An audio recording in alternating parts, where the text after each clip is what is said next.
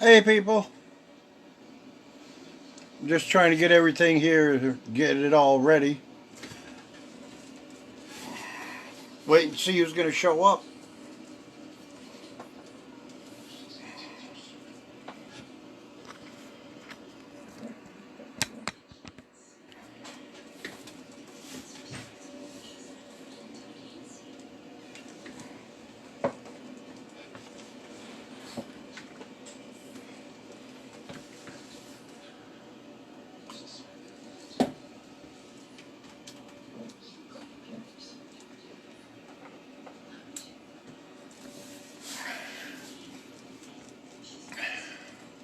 Anybody out there yet?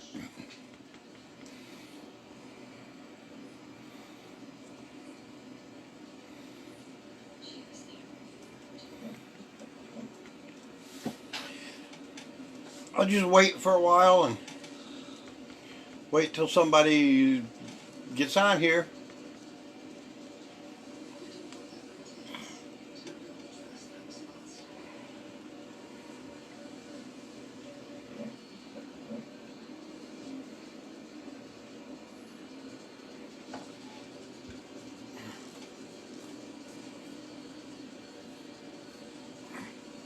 I don't see anybody on here.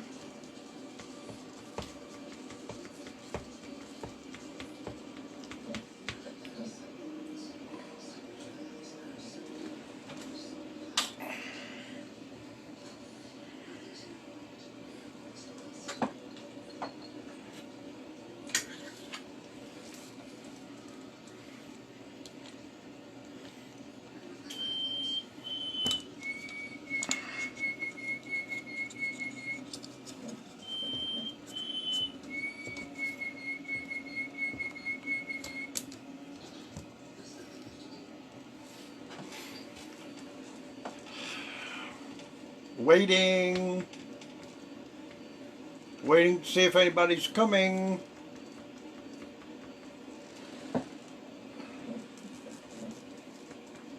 It's 6 o'clock.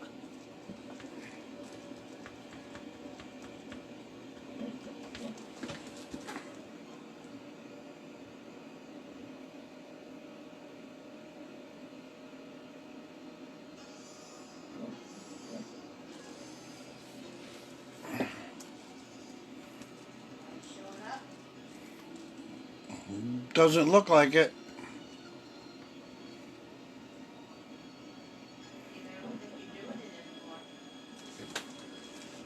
Huh?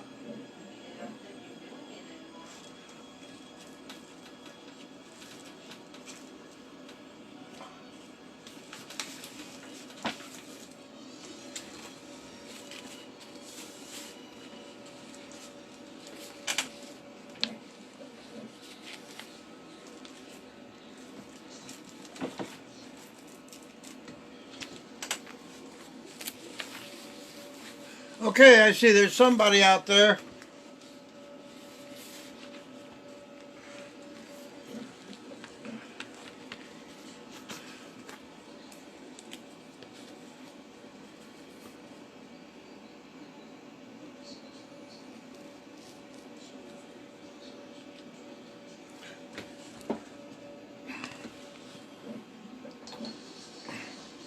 Somebody's out there, so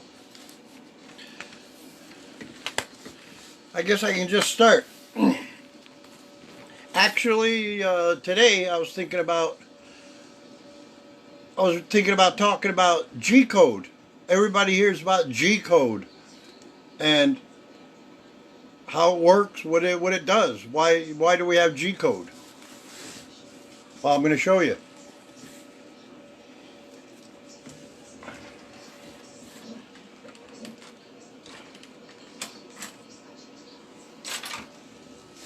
Okay, let me turn you around here and see if I can get a really good picture here.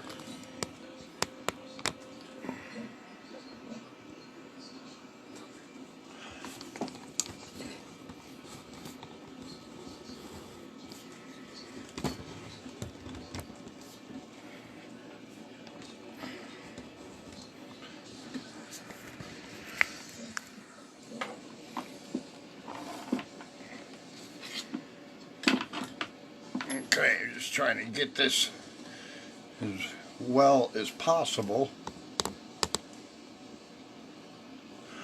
There. Okay, now I see there's 3 people on here. That's very cool. And tonight we're going to talk about Gcode.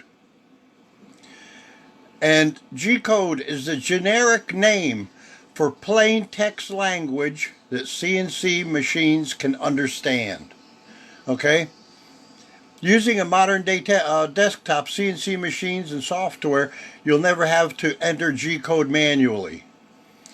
Okay, by saying that, most of you people that have a CNC machine, like that one, or something like it, okay?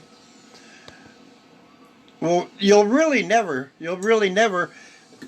see Gcode at all. But the thing about it is that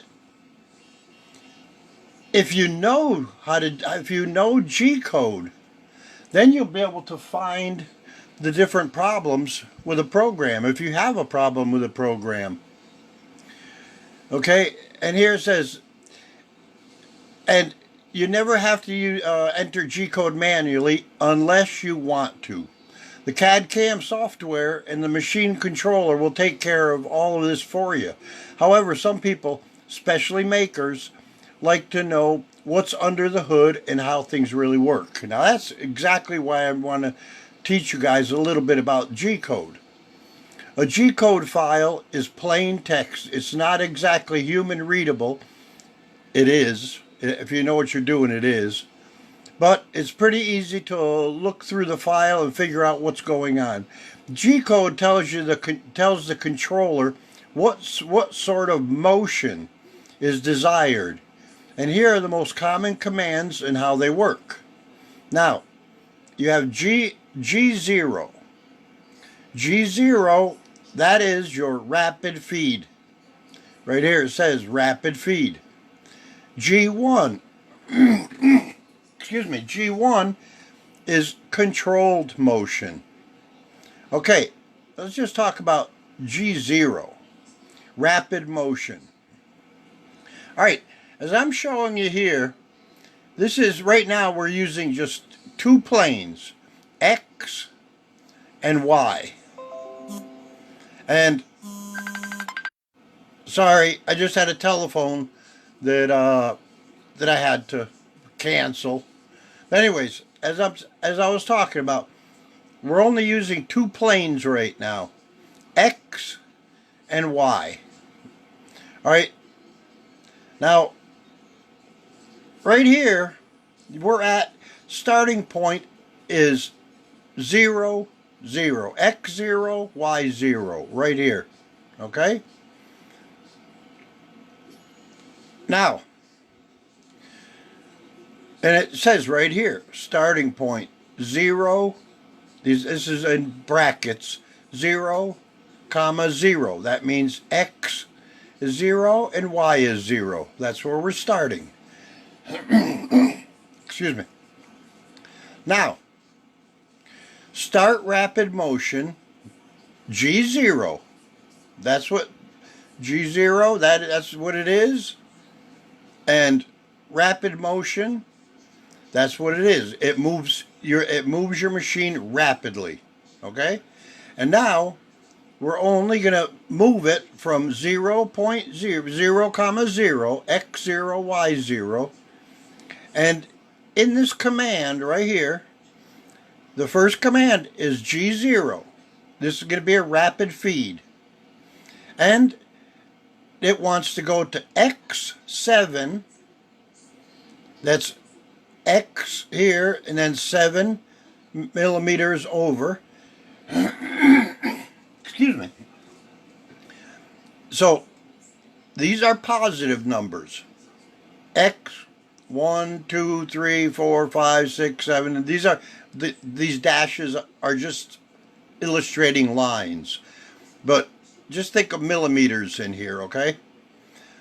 And Y is the same way. Just think of these numbers here. Okay, these are not millimeters. These are just indicating the Y-axis. So you're telling it you want a rapid feed to X7 and to Y18. Okay, X7 would be about here. And then Y18 is up here. So if you go over X, if you go 7 numbers, digits over, that's exactly where you're going to come. And it says right there, X7 and Y18. That's where you just move to rapidly. I mean, it goes at full speed. And that's basically what G0 does. So you're telling it first, go to G0. Use rapid feed, and then define ending point, X7 and Y18. That's pretty simple. The G0 command moves the machine at maximum travel speed to whatever coordinates follow G0, figure A, which we just looked at. The machine will move in coordinate fashion, and both axes complete their travel at the same time. G0 is not used for cutting. G0 is only used to rapidly move your machine when your tool is above your workpiece. Instead, it's used to move the machine quickly to begin a job or to move to another operation within the same job. Here's an example of a rapid G0 command. And then it says G0, X7, Y18. That's exactly what we saw up here. Okay, now we're going to go to the next one. Now you've learned what G0 is. G0 is rapid motion.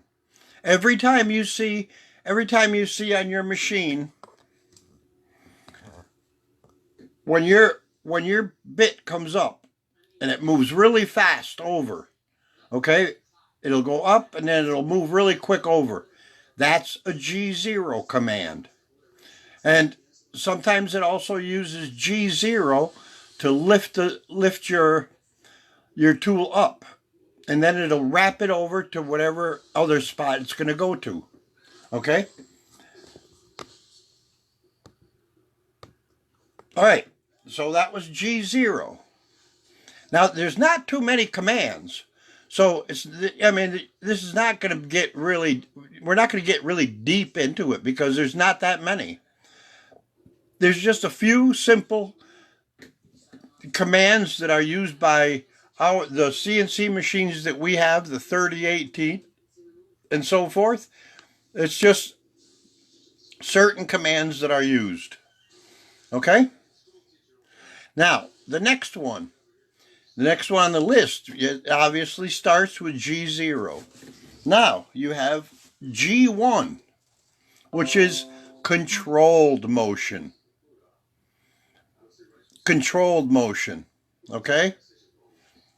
Now, in controlled motion, that means that you are moving your spindle head in a controlled motion, not full speed. So here it says, right here in the command, start controlled motion, G1. Then it says the next numbers, define ending point. Okay? Ending point is the same as we used before. From 0, 0, 0, X0, Y0, we are going up to X7 and Y18, endpoint. Okay, that's where we want to move it to. But the cool thing about G1, since it's controlled motion, then we have to give it a feed. Okay? Now, a feed, obviously, what would you use for a feed rate? F. So F is part of Gcode. F defines the feed rate. Okay, so we're saying right now, feed rate of 500. All right. So from here, from 0, x0, y0, it's going to move up to x7, y18 at a speed of 500 millimeters per minute. Now, just down here, just to mention it, if G21, if you use G21, then at the beginning of everything, if you use G21, then the feed is in millimeters per minute. If you use G20 at the beginning, then it's going to show your feed in inches per minute. Okay? So that's all we're doing is we're moving from 0.0, x0, y0 up to x7, y18 at a feed rate of 500 millimeters per minute. So, and this is thinking that your tool is in the wood and it's cutting up along this line right here. Okay? So that's G1. Now G2, here it says a G1 command, which we just saw above here, is similar but tells the machine to move to at a specific rate called feed rate. And this is exactly what the number will look like. It will look like G1 space X7 space Y18 space and then F, your feed rate, of 500 millimeters per minute. Okay. Now, I'm going to tell you about G2 and G3, even though the 3018s and Arduino boards do not use it. But in the CNC language, all other cool milling machines or cool CNC machines use G2. And it says right here, clockwise motion. Okay? Clockwise motion. It means wherever your tool is at. Okay? Then you tell it G2 and it's going to start moving in a clockwise direction. But it has to have information, put it that way. Okay? Now, move to starting point. Okay? G0, which is rapid feed, to X0, okay, and Y12. So in other words, here's 0, X0, Y0. And it's telling you to start, it wants that you're going to be moving rapid feed, rapid feed from G0, we're going to rapid feed from X0, we're going to go straight up to Y12. So we're going to go and we're going to stay on X0. We're not going to move this way. We're going to go straight up to Y12. And here it says, this is our starting point. We've rapid fed real quick up to here. Okay, and then it says starting point. X0, Y12. So we are right there right now. And then now we're gonna start a clockwise motion. In other words, we're gonna move in the clockwise direction. Okay. All right. But to do that, G2 has to have different perimeters. All right. And the first one, it defines the ending point. Okay, the machine knows where it's at. So it doesn't have to, you don't have to specify a starting point because it already knows where it's at. What it needs to know is where it's going to finish. Okay? Now,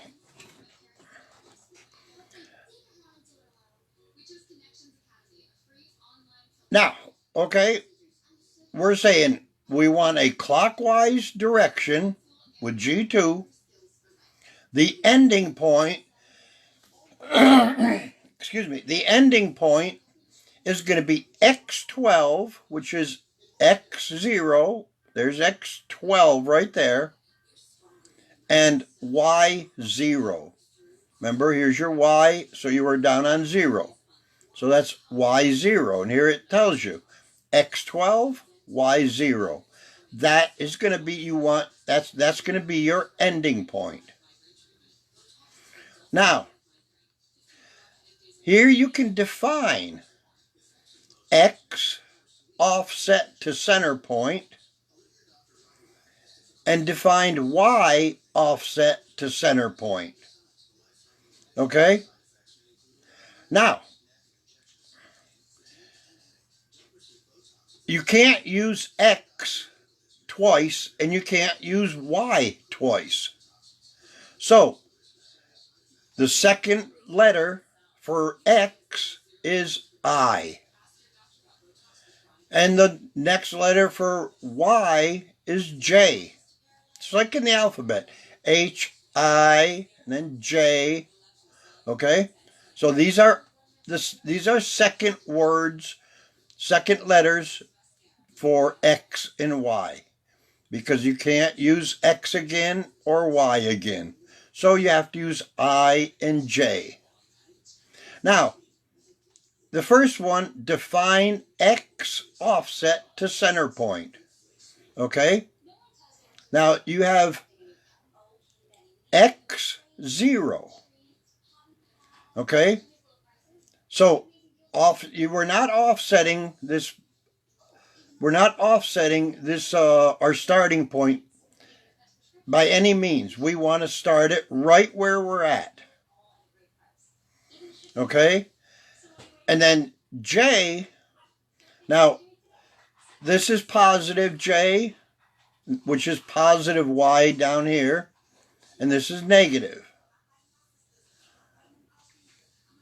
And what it's telling you is define Y offset to center point.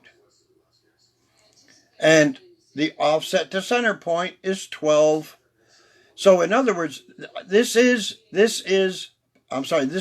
Y positive, this is X positive, this is X negative, and this is Y negative. So it's telling us here that define offset to center point in Y.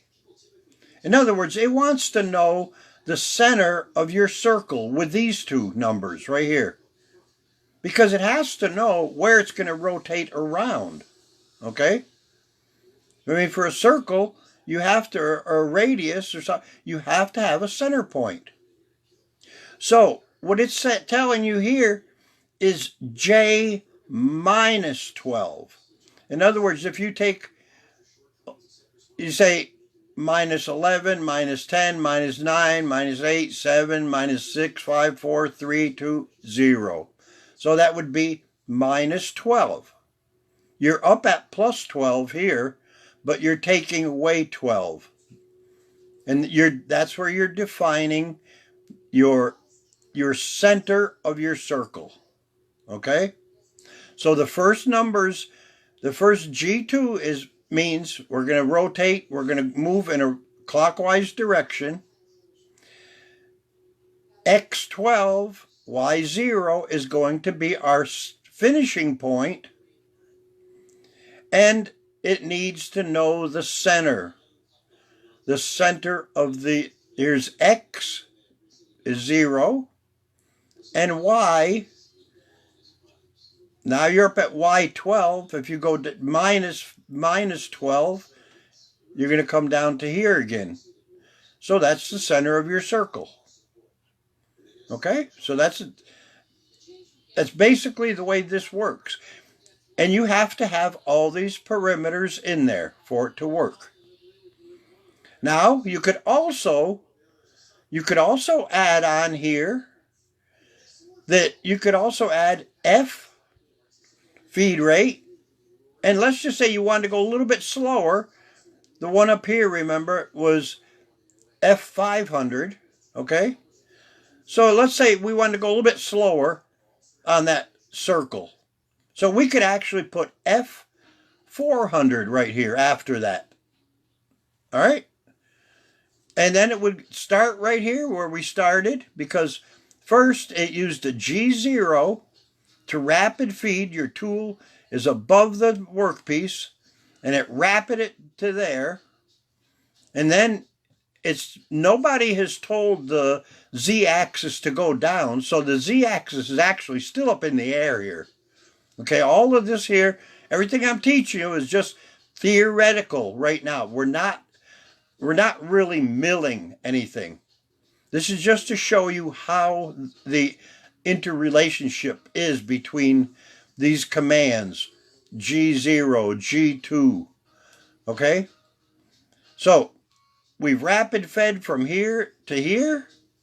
Then we went to G2, which should be on the next line of code. Every code has to be in its own line. So G0, X0, Y12 would be one line. The next line, it would be G2, X, X12, Y0. Okay, that's where we're our ending point on our radius, and where our center point is on the radius, which is right there. So we're not moving in X, we're already in X0, and then Y, which is J, X is I, J is Y, and we're going down minus 12 steps, boom, boom, boom, boom. So it brings us right back to the 0. That's the center of our radius right here. So by using the end of the radius is here, and the center of our radius is right here, we've just made this line here. Okay? Now here it says, setting the mode to G2 and specifying the offset from center, figures C and D, creates a clockwise motion between the start point and the specific endings. Okay. Now, G21, that meant, remember up here I showed you, where was it? Here, G21, that's millimeters per minute. Okay, so after this here, now they're showing you, they're building up a program right here. This is what the Gcode program looks like. G21, that means we are reading everything is in millimeters per minute. Okay? G90, that means absolute programming. Now, let me just talk a little bit about G90. Okay? Absolute programming, that means if you use a G1 which is controlled motion. Okay? Now if you use G1 and you tell it to go to X7, Y18, and it comes up to here. Now, in absolute programming, you have absolute and you have incremental. Absolute means, now if I tell it in the next line, if I say G1, X6, Y18 at F500, it's only going to move 1 millimeter. Boom. I said X6. This is 7 millimeters. So it's only going to move 1, because I was told to move to X6 and Y18.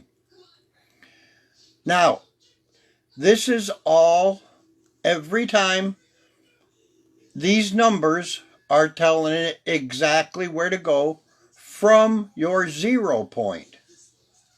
That's incremental. Now, I mean, that's absolute, because we're going from an absolute 0, x0, y0, and z0. Okay? Now, incremental.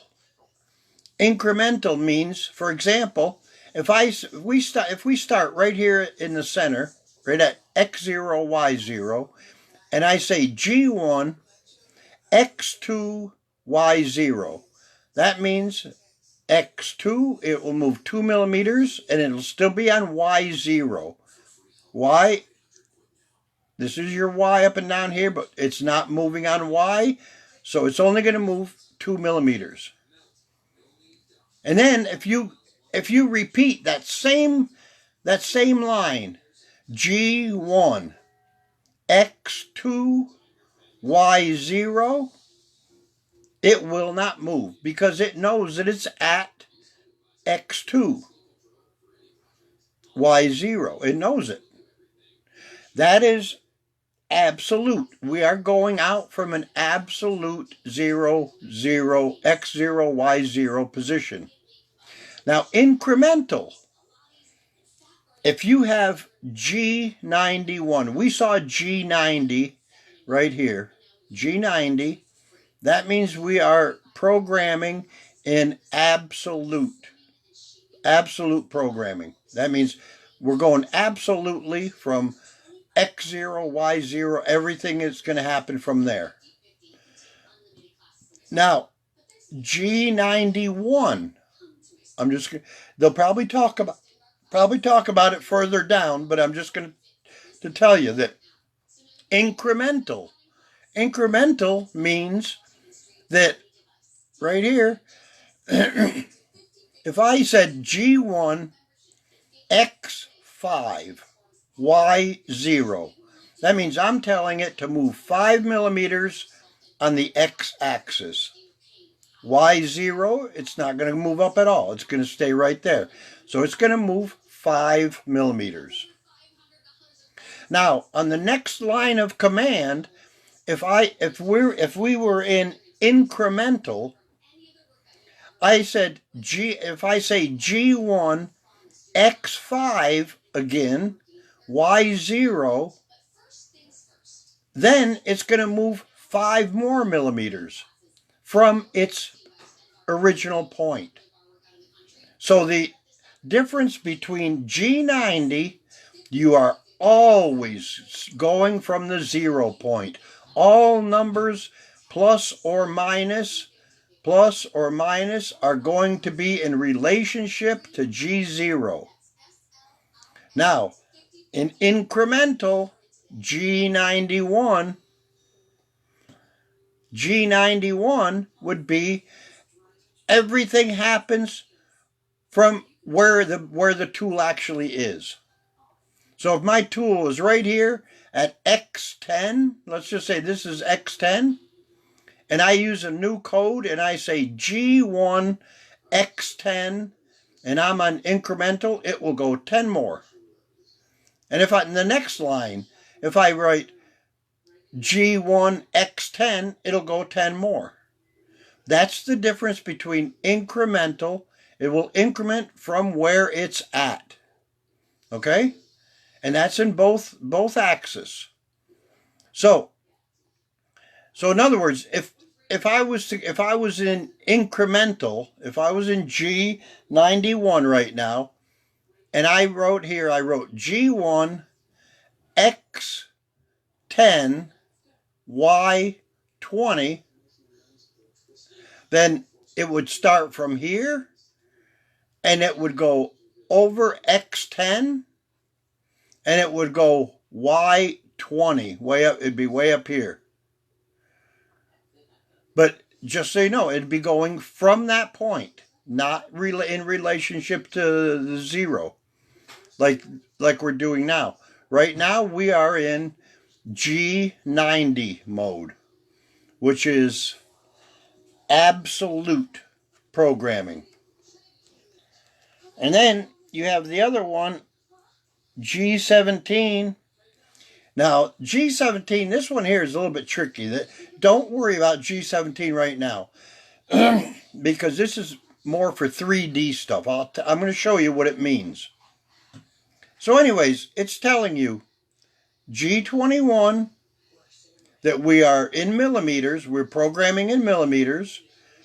G90 means that everything is going to be based on your 0 point. And any number you use, that is going to be the number from 0 point. Okay? And G17 is which plane we're using. Don't worry about that.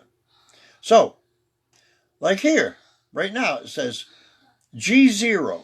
G0 is what? That's rapid feed. Rapid feed X0 to rapid feed to X0 Y12. Okay. So the next line it says G2, which is clockwise motion, okay? And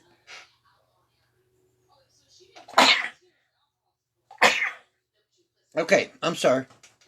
G2 is clockwise motion. And remember, the first things it needs to know is the ending point. Okay? So now, we've told it to go to G0, Y12. Okay? Now, here we go. This is just an example up here, but here we're going to do it in here. G2 is clockwise motion. Now, we're moving to the starting point. G0, we're rapid feeding now. G0, we're going to X6 and Y18. Here's our 0 point. So we're going X6 millimeters to the right, and we're going 18 millimeters up in Y. So we're 6 over and we're 18 up. So there's our starting point right there. X6, Y18, that's our starting point right there. X6, Y18. We're starting there. Okay? Now, this is where you have to kind of know a little bit about geometry. Because now we don't have our center point for that circle down here anymore. Okay? So, and then the next line, it said start clockwise motion, which is your G2. We're starting our clockwise motion. Our ending point is X18 and Y6, just the opposite. Okay? Now, this relationship here and here is the same here as here. This is just an example, but it's using now X18, 18 millimeters from here to here, which is right here, and 6 millimeters up from your 0 point. So then remember I replaces X because we can't use X and Y twice. So I is X, and that is define the X offset to center point. All right, now it's asking for the center of that radius, okay? Now, remember that the further this is away, the shallower this radius is going to be. If I put this real close up here, then that radius is going to be further, okay? So you have to understand that by defining your center point, you're actually defining your radius. Okay? So, now here it's telling where the 0 point, the offset, is going to be. And it says I0, which is x0, and let me see here, x0 and j minus 12. J minus 12 from 18 will give you 6, okay? So we're going down here to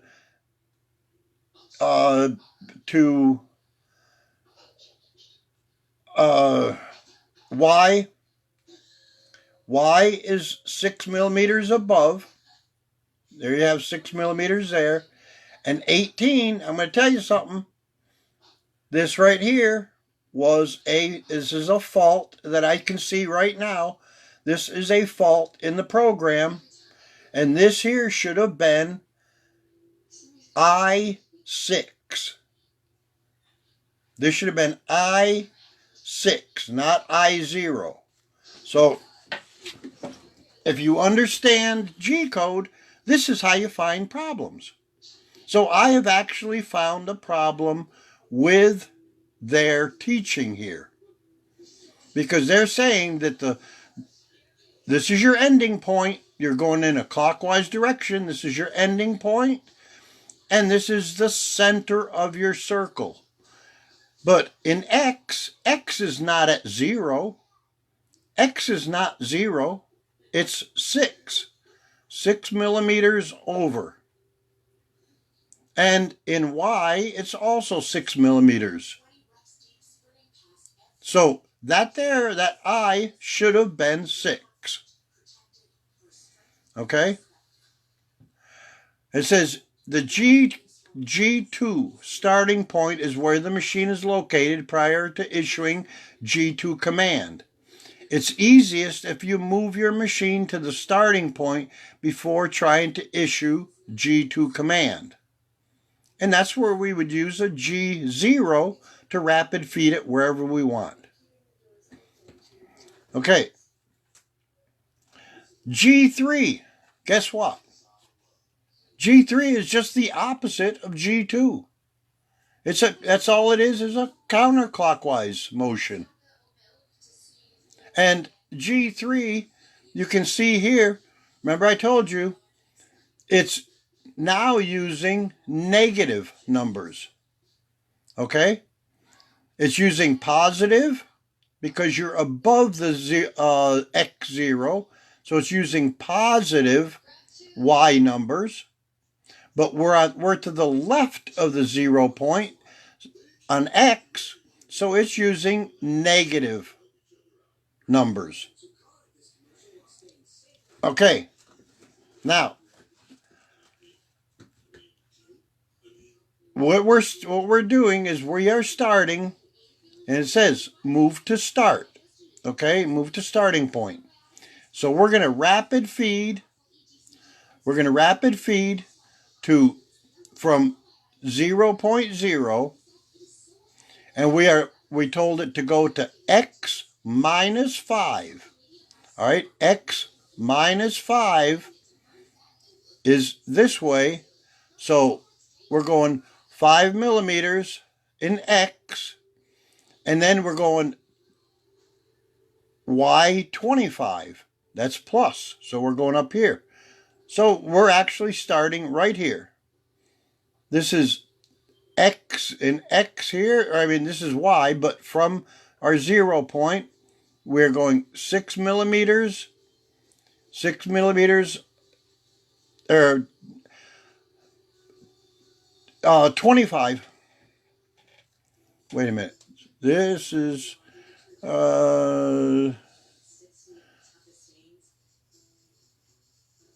okay, it says starting point right here. Minus 5 millimeters in X and 25 millimeters high above the 0 point. Now, please just be aware that these drawings are not in perspective, okay? So it's not really showing the exact representation. So we've rapid fed from 0.0. We've rapid fed, boom, right up to there. All right, now we're going to use G3, and we are going to make counterclockwise direction. First thing we do is have G3 in our code. And then we have the next two numbers, X and Y. They define the ending point, where it's going to stop, the ending point. And here it is, X minus 25. Okay? Remember, we were at X minus 5, 6, 7, 8, 9, 10, 11, 12, 13, 14, 25. X minus 25, we are here. That's the ending point. And this is Y5, so you are 5 millimeters above the 0 point. Okay? Now, here again, define ending point is what we just did. We just defined the ending point. Defined X offset to the center point. Okay? The X offset. Now here, they're asking you for the center point of that radius. And it says X0 because it's at X0. You see here, the relationship here is there's no difference between the center of your radius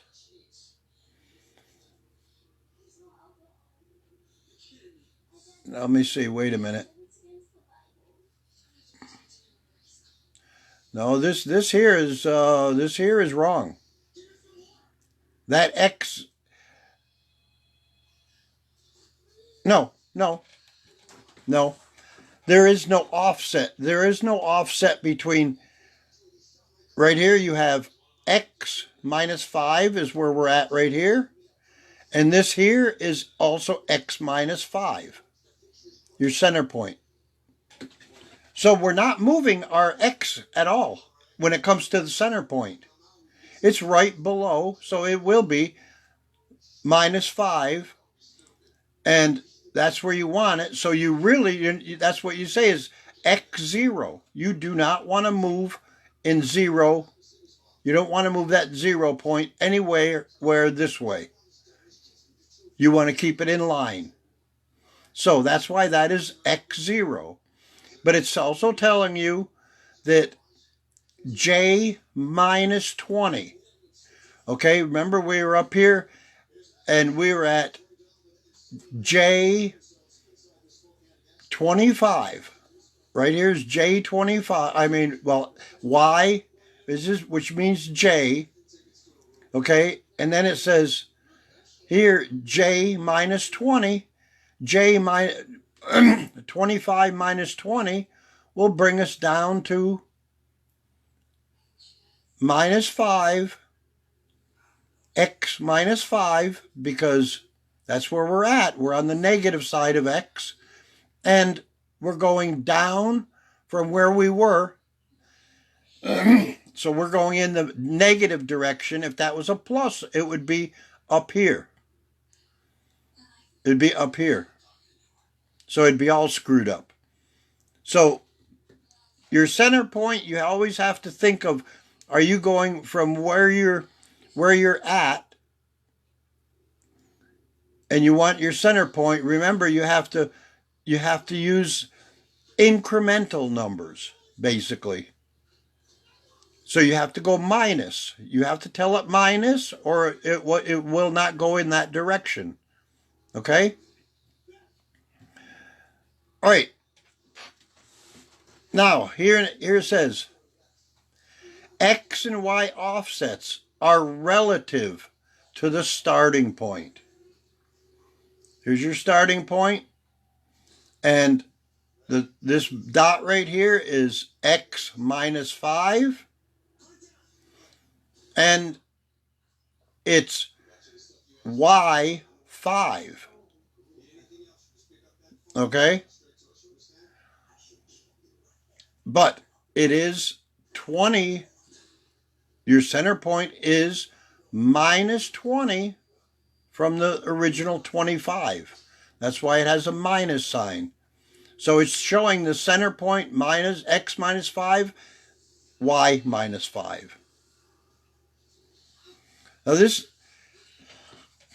it says like here, just like G2, the G3 command creates an arc between 2 points, whereas G2 specifies clockwise motion, G3 specifies counterclockwise motion between the points. A valid set of commands to produce G3 motion is shown here. Okay, G21, we're working in millimeters. And G90, we are using absolute programming. We're rapid feeding with G0 to x minus 5 and y 25. Okay, so we moved over here, minus 5 and 25. Okay, so and it says G3, x 25, or x minus 25, y 5, and then it says I0, j 20, and that's x0, y minus 20. That's exactly what we have here, and that's exactly what we'll get, is a counterclockwise rotation. All right, here they're going to talk about G17, G18, and G19. All right, and this has to do, this all right now, G17, 18, and 19, they have to do with radiuses, with G3 and G2 and G3. Now I'm going to show you a little bit on my machine here, just to give you an explanation of how. Let's see if I can get you a little bit closer here.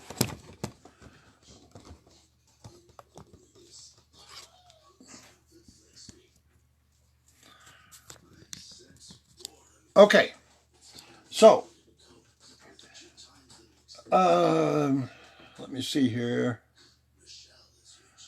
Now, what I'm going to try to explain is not real easy, but I'm going to try to explain it as well as I can. All right.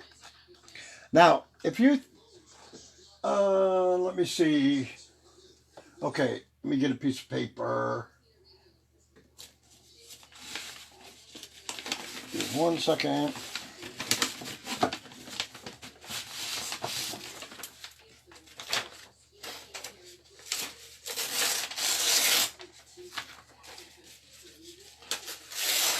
Okay, here we go. Now we were talking about the G2 and G3. And what happens is, right now, we are in G17 mode. All right? G17 means, right here, G17 means X and Y plane. All right. So when we're talking about radiuses or circles, we are only moving in X and Y. So let's just say if I was to make a curve here, okay, that's an X and Y.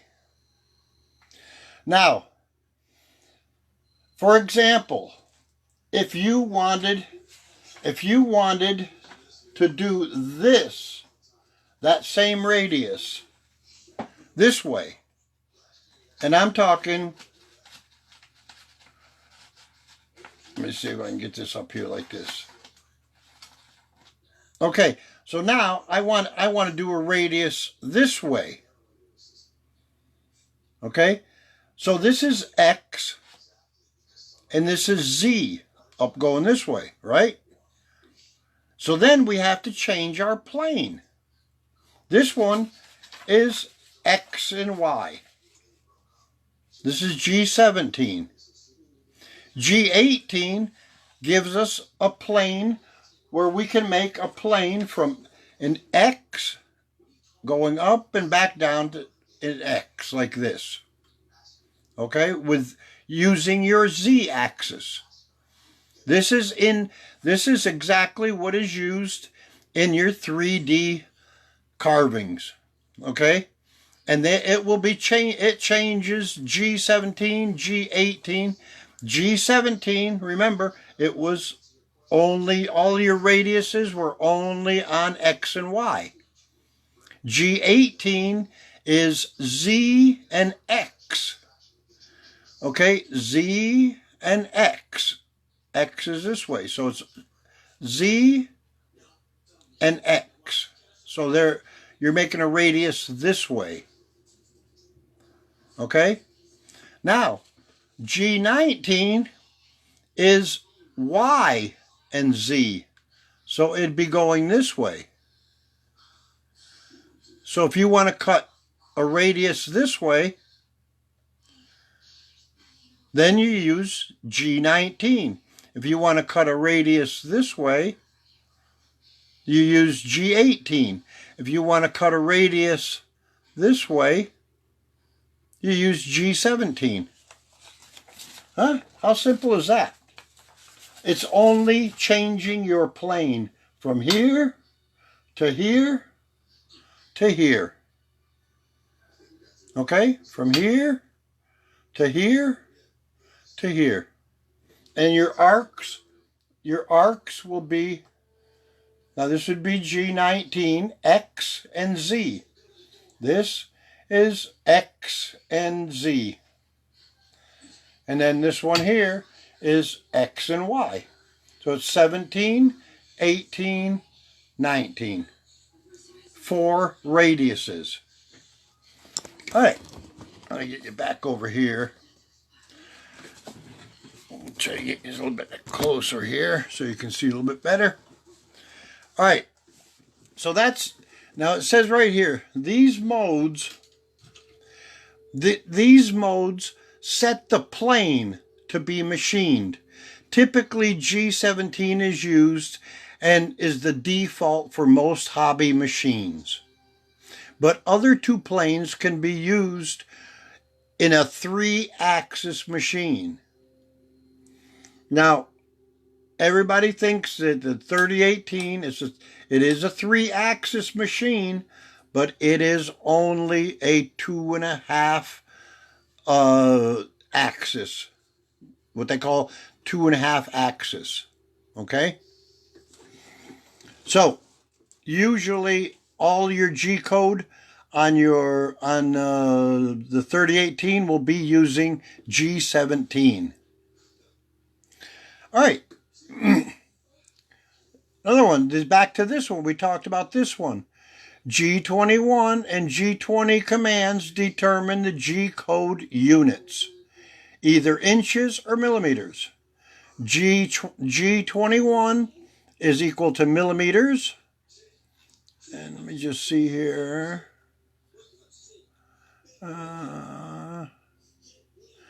G21 is millimeters and G20 is inches. And here's an example that's set to millimeters. G21, and we're using the XY plane for our radiuses. G17 and G90, we are programming in absolute programming, everything from 0. Now, G28, referencing home. A simple G28 command sends the machine to its home position, your 0 point. Adding coordinates will define an intermediate. It will define an intermediate point to go to before homing to avoid collision, like this. G28 Z0. Okay, so G28 is referencing your 0 point on your Z-axis. Okay, some machines require G28.1 command to define the home position coordinates. G28.1, X0, Y0, and Z0. For example, on your machine, when you do your 0 point on a piece of wood or anything, wherever you put your 0 point, okay? And you hit carve. And you start going through all the, what I call the pilot's checklist, with all the, where you have to keep saying yes to everything as it goes along before you start carving. Well, the first thing that happens is you have your tool set down on your piece of material, and you're in X0 and Y0. The first command that's going to be created in your G-code is this right here. G28.1, X0, Y0, Z0. That is what defines your 0 point. Okay, once your 0 point is defined, everything else after that works out from that 0 point. In absolute programming. Here it says, now G90 causes units to be interpreted as absolute coordinates. This is the most common mode for hobby grade CNC machines. It's the default mode. Absolute coordinates will be interpreted as exactly that. Absolute G0 X10 will send the machine to X10. It will not send the X-axis 10 more units from where it's currently located. Okay, that's in absolute mode. When you say, if you say G0 X10, rapid feed to X10, it will do it. But if you repeat that same command, it will not send the axis 10 more units because it already knows it is at X10. That's absolute mode. Incremental, the opposite mode of G90. Setting incremental mode means that every command issued will move your machine the specific number of units from its current point. For example, in incremental mode, G1, which is a controlled movement, to X1 will advance the machine 1 millimeter, or machine of 1 unit, in the X direction, regardless of its location. Now, if you were in G90 and you were somewhere else on your if your machine, your Z was somewhere else, and you say G1 X1, it'll go to X1 from your 0 point. But on incremental mode, it will only move, it'll move 1 millimeter in X direction. And it's regardless of its current location. Then you have G-code rules, just like math equation.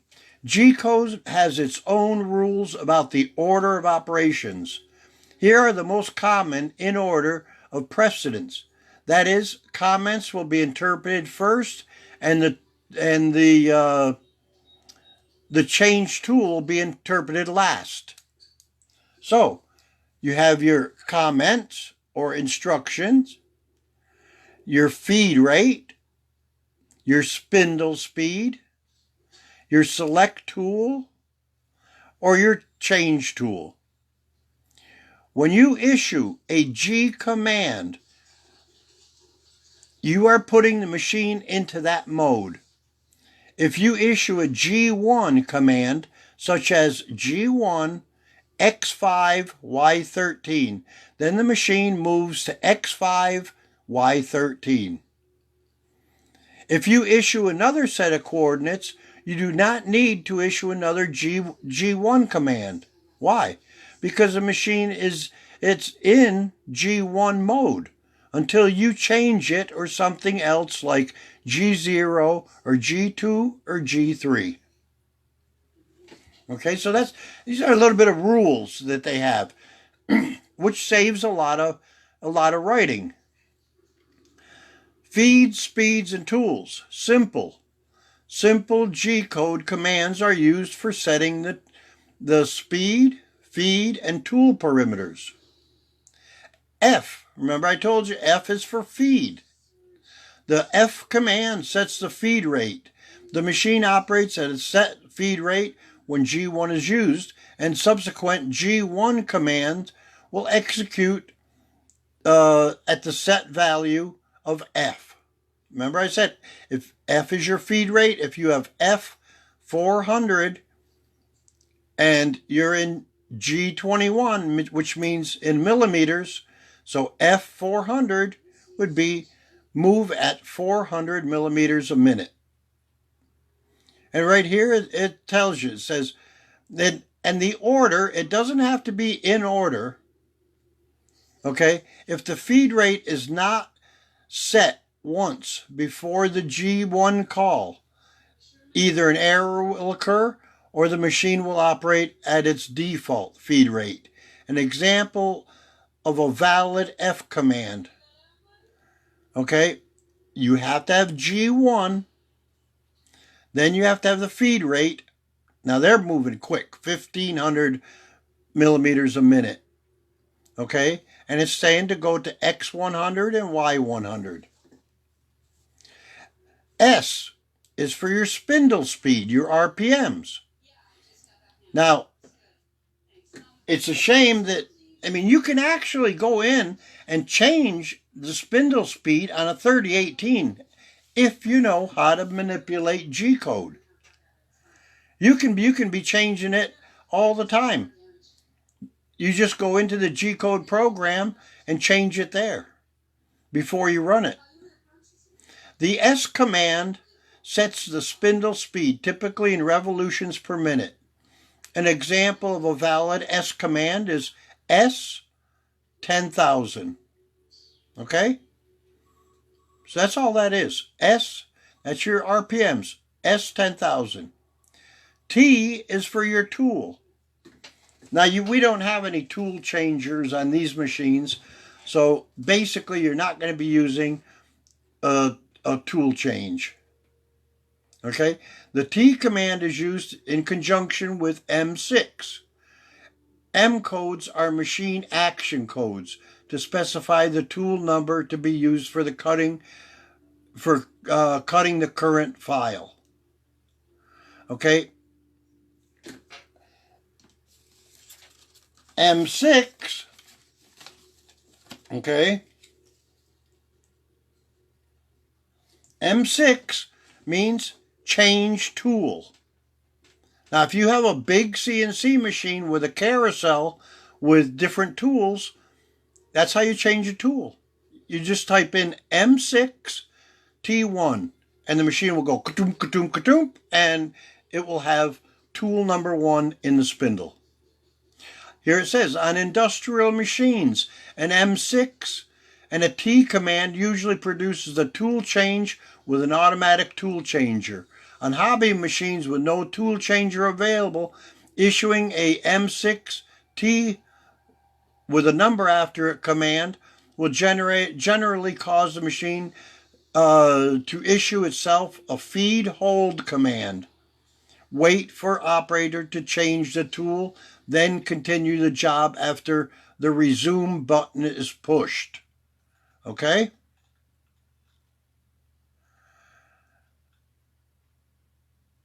Okay. Let me see. That was that was basically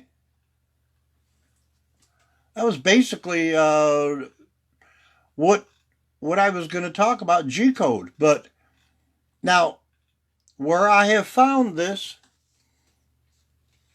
is up here. It says get, if you just go to Google, open up Google Chrome, and in the search area right here, right there, that's all you type in there is get to know your CNC, how to read Gcode. Okay? And it will bring you to this, how to know your CNC, how to read Gcode. If you want to read this, write that up. How to know your CNC, how to read Gcode. And you have it right here, everything. So you guys can go through it. Now I figure there's some other things we can talk about, since we still have a little bit of time.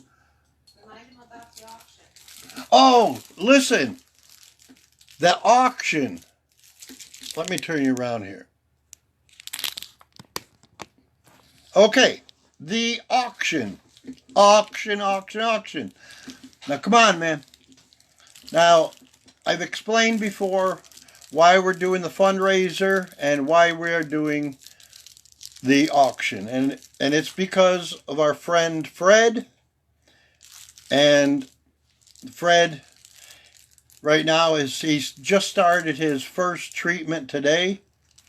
And in the group, I'm trying to raise as much money for him as possible to cover his medical expenses, or help cover his medical expenses. And that's why we're having the auction.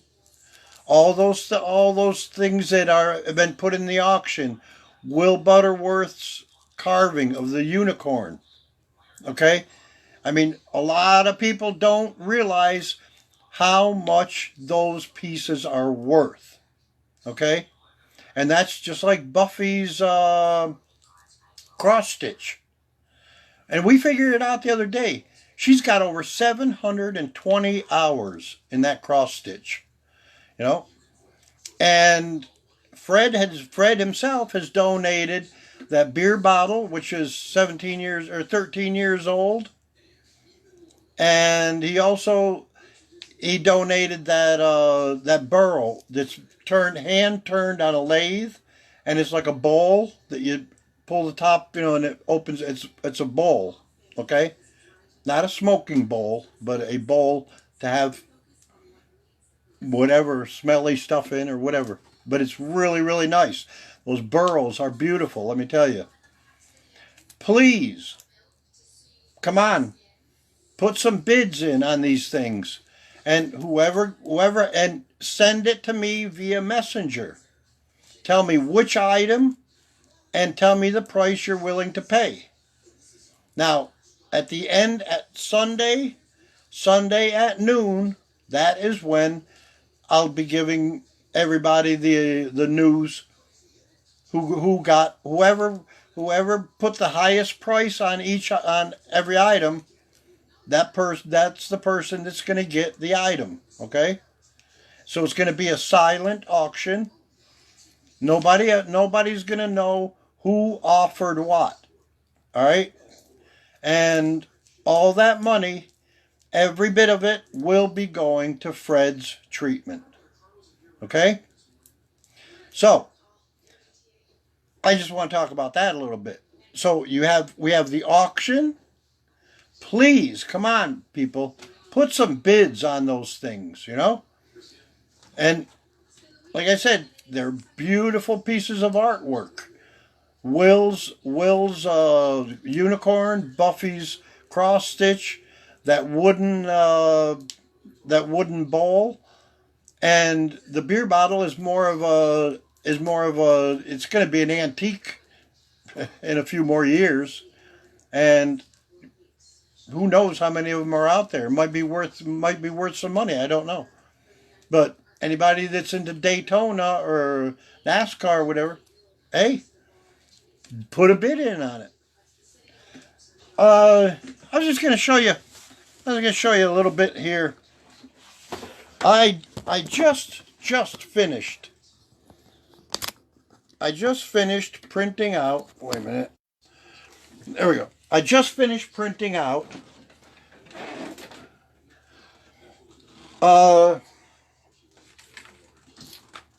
clamps for the 3018, and I found these on Thingiver's.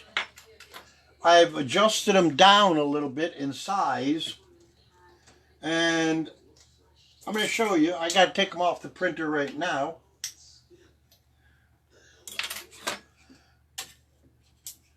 And this is how I get them off my printer. Got to whack them. There. These, it looks like one unit, but it's only because of this base, which keeps it in place while it's printing. But as soon as I take this base off, you are going to see some very, very cool clamps. Now, for you people that have 3D printers, you'll be able to clamp, you'll be able to make your own. Wow.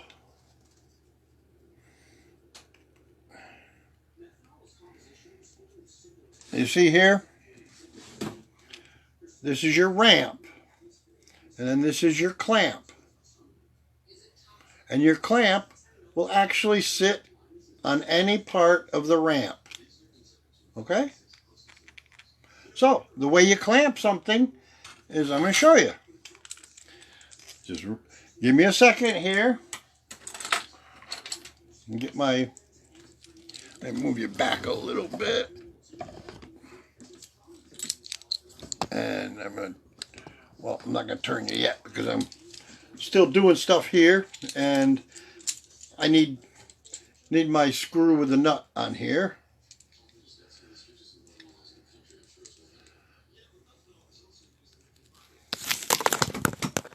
Uh-oh. Well, my telephone just fell off of my,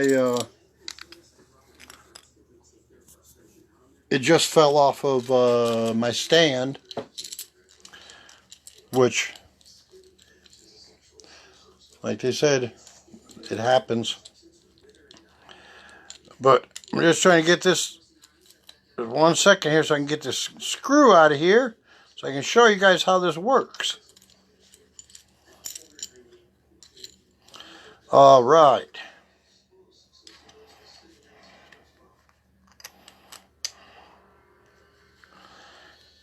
And I can see already I got a little bit of problem. And that's because my screw is a little bit too big for that hole. So it's real tight. But anyways, the way you use it is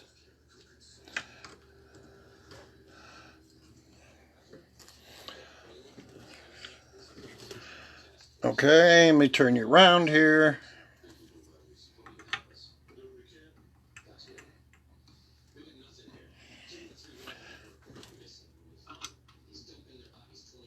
So, here we go.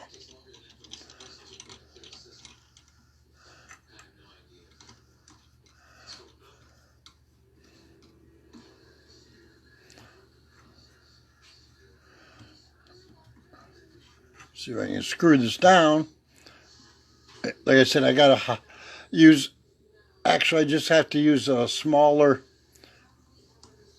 screw, and then it'll work fine. All right, so now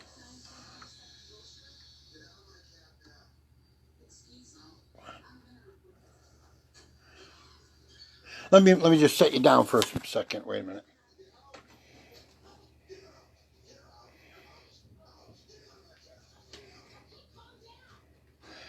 I'm still here with you. You just gotta bear with me a little bit.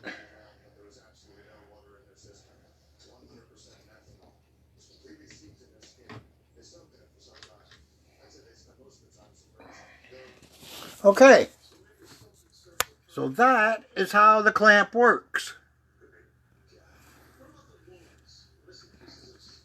And if I am not mistaken, let me see here. I might be having it might be backwards. Just 1 second.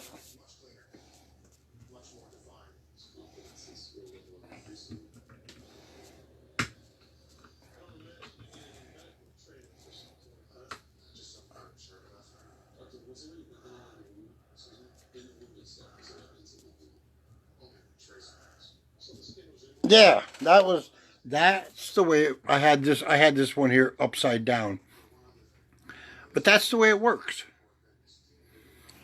It clamps onto here, and you can just adjust this however high you want it, up higher, higher, and just clamp it down. Like I said, right now I have to get smaller screws, and you see how that fits right down in the slots there.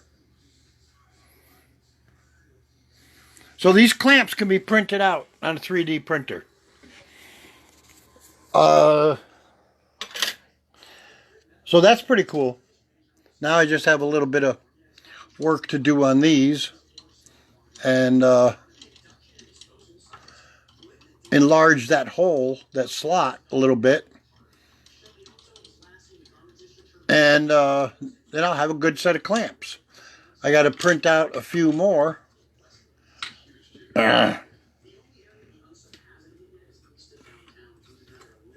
Okay, anyways, that's what I have to do now, is change that, file that out a little bit, it'll be good to go. And this, like I said, these clamps, it will just set right up on the ramp. It'll sit right up on the ramp.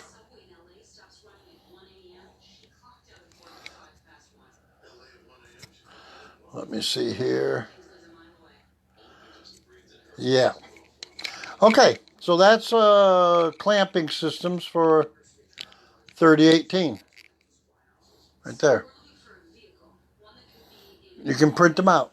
They're on thinggivers.com. I got right here. Thinggivers.com.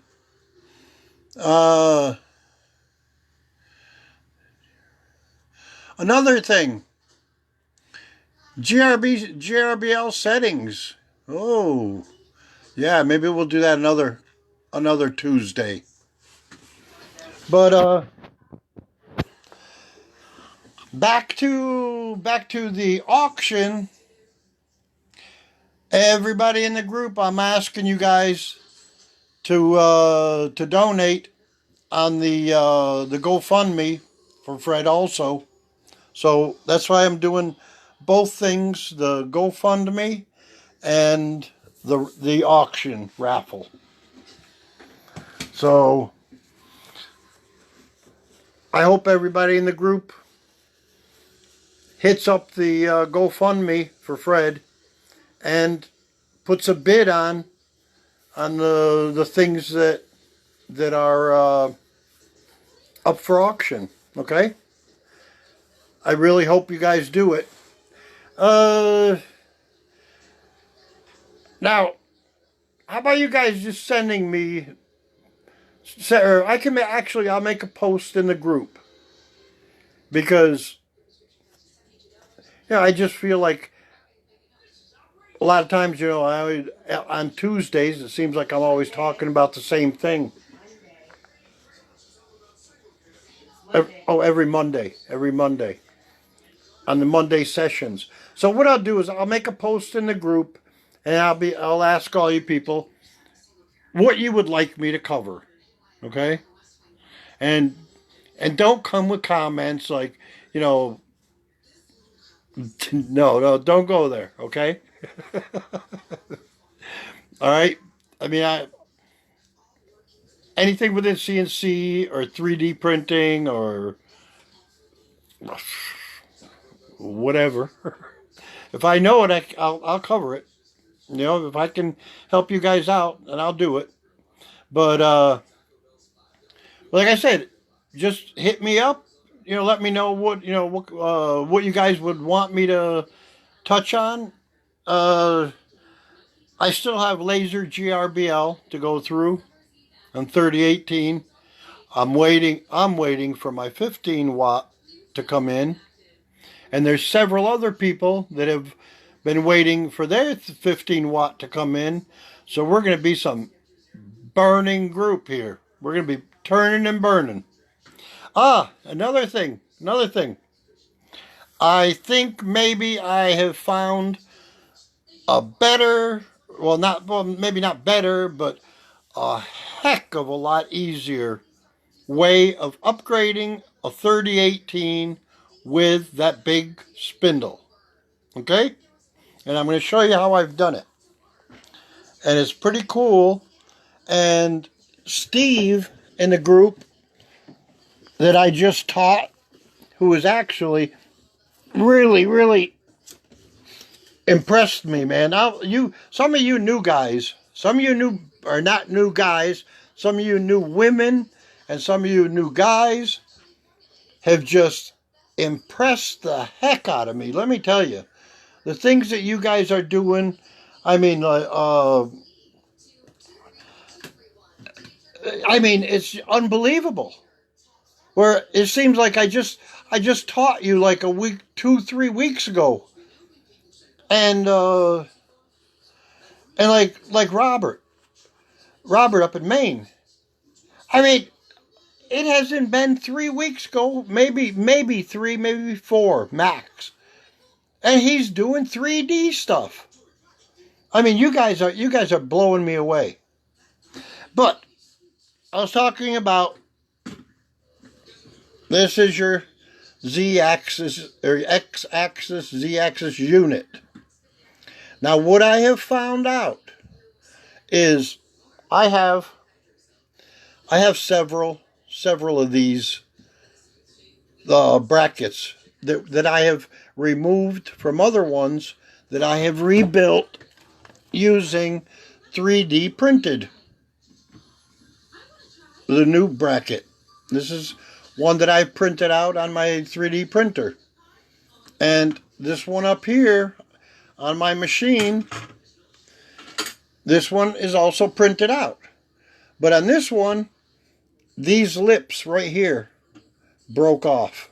Well, one broke off, and I figured, well, I can't use just one, so I broke the other one off, and I put banding straps on, and it works wonderful. I can crank this in, and I can tighten this. That motor is not going anywhere. So, what I've done now is I've taken one of these brackets here, and I ran my table saw right from that slot, and I cut it right off. Cut this front part right off. And then I have a sander, a flapper sander, which is actually a little bit bigger than the shaft here. It's 52 millimeters. And I just started running that down in there and running it around until I opened it up a little bit. And I opened it up to where the motor sets really nice into it. And then I told Steve that he has to mount 2 banding straps, just like I did on mine. Mounted 2 banding straps around.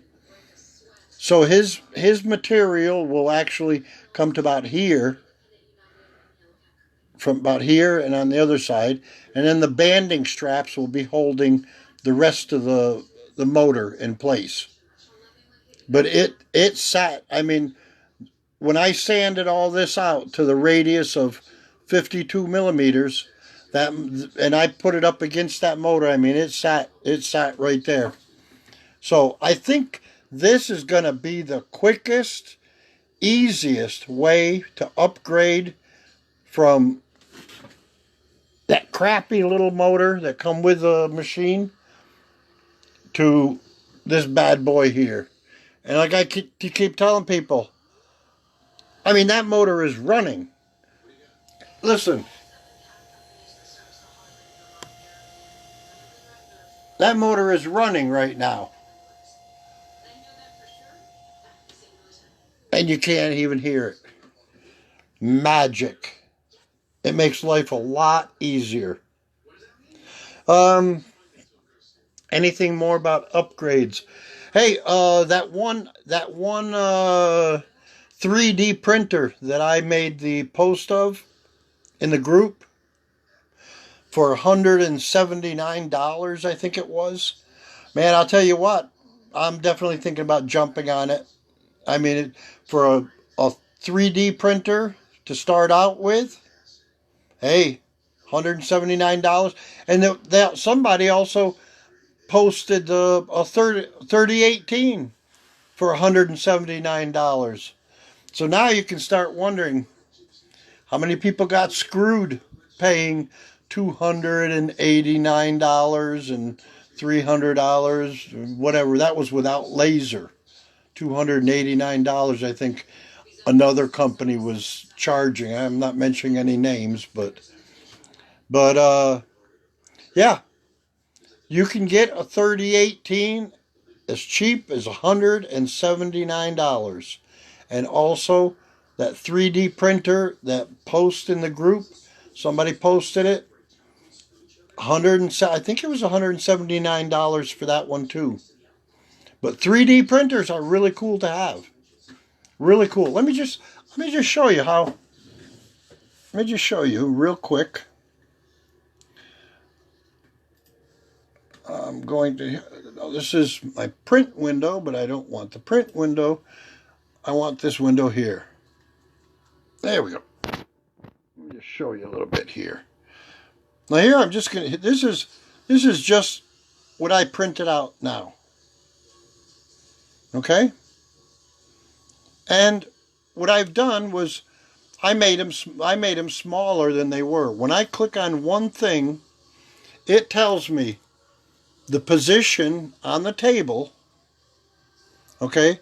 And if I move the position, you'll see it. Okay, now let me see here. Now it's marking both of them, okay? And you see, if I hit X, I'm moving it in X. Or I can move it in Y, positioning. And if I want to rotate, I can rotate them. And then I can just go undo. And then I'm right back to the beginning again. But this is how I bring things in. If I want to bring in something else, I can just go in and say, open. Do I want to save this? Yes, I want to save those.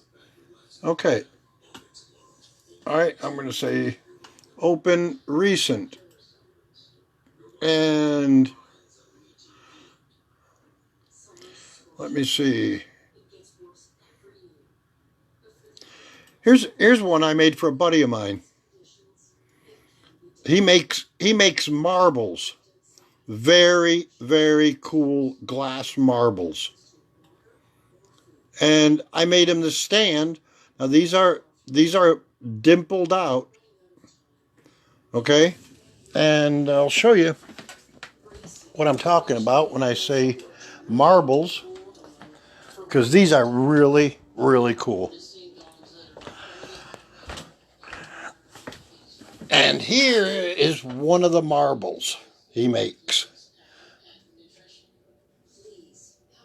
I mean, check that out. These marbles are really cool. And guess what he does? He actually takes people's ashes and makes marbles like this out of them. So, the day I am gone, if anybody's wondering, yes, I am going to be a marble. Okay? So I'm going to be a marble. Now these marbles, they set right up on top of each of those. And what I made it, basically the reason I made this is because he's going to go on a show. He's going to do a show. And this way he can display his marbles on 3 of them on each stand. And it says on there, it says Red Hill Glass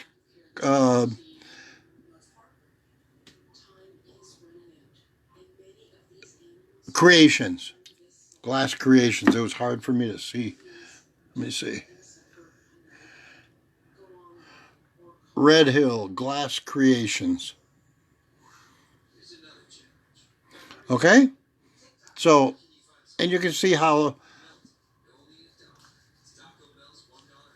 it's made. And it's just putting simple objects together.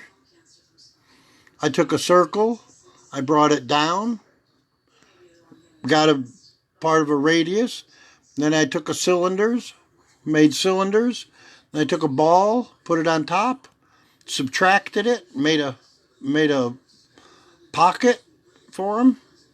So it's all, I could do this one Tuesday night. Monday. Or, I'm sorry, Monday. Where do I keep getting Tuesday from? Well, anyways, I think we should be just about finished. So, if there's anything that you people are wondering about, hit me up. I'm on Messenger, okay? Hope you guys enjoyed it. I hope you learned something about Gcode, okay? We'll see you. Bye.